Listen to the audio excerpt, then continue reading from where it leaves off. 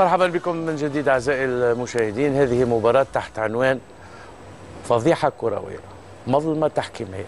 سمي العناوين عديدة، يعني ممكن نقول كل شيء.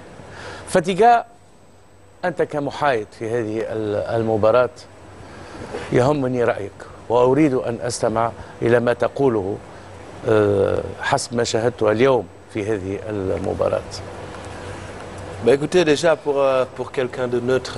كإنسان محايد، أنا أعتقد أنني قلت لك مثل ما قلت في نهاية الشوط الأول: العلو التونسي، السيطرة التونسية الفنية، ورأيت أن تونس لا يمكن أن تخسر هذه المباراة بتاتا. لو لعبت هذه المباراة حسب النزاهة وحسب قواعد اللعبة لكانت تونس انتصرت بالبعيد.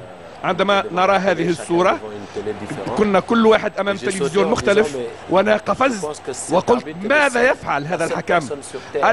الشخص الوحيد على الكرة الأرضية الذي شاهد هذه ضربة الجزاء. أنا لا أتكلم بمكان عيسى حياته، أنا أبتعد عليه ولا أحاول أن أقع معه في مثل هذه المتاهرات.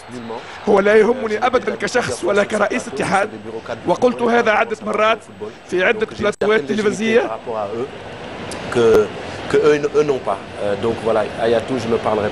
أنا نتكلم على آياتو، لا يهمني حياته، ولكن عندما تحب كرة قدم وتعشق كرة قدم وتحب الكرة الجميلة وتحب النزاهة وتحب أن تخرج كبيرا بعد مسيرة مثل هذه، مثلما ينظر إلينا أهل الغرب وكرة القدم الغربية تنظر إلينا، ونحن نعطيهم المجال لكي يتكلموا علينا أكثر فأكثر، لكي يفضحونا أكثر فأكثر، ولكي يروا كل هذه المهاترات وكل هذه المظالم الكروية.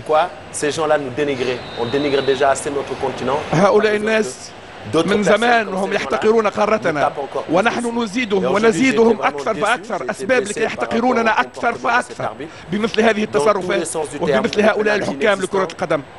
بأي صفة من الصفات لم يكن هنالك ضربة جزاء أبدا، لم تكن هنالك ضربة جزاء. كان اللاعبون يسيطرون عليه يكلمونه، لم يبقى له أي سيطرة على المباراة. من الصعب شرح ما حصل هذه الليلة، من الصعب جدا شرح كل ما حصل. وأنا أرى أن ما دمنا نحن الأفارقة، حاتم، أنا، حسام، أناس لعبوا كرة القدم لا يدخلون بصفة رسمية في كرة القدم الأفريقية التي يجب أن تؤول إلى لاعبي الكرة.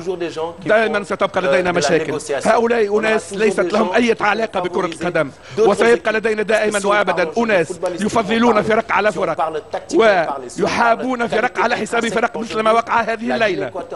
غينيا الاستوائية لا تصل إلى كعب تونس، لا تصل إلى كعب تونس. هنالك أشياء فظيعة وقعت في هذه الكأس الأفريقية من طرف الحكام. يقولون لنا أن الحكام بدأوا بداية جيدة، هنالك ضربات جزاء ليس لها وجود، هنالك تسللات ليس لها أي وجود، هنالك مخالفات ليس لها أي وجود، وهنالك ترشحات ظالمة.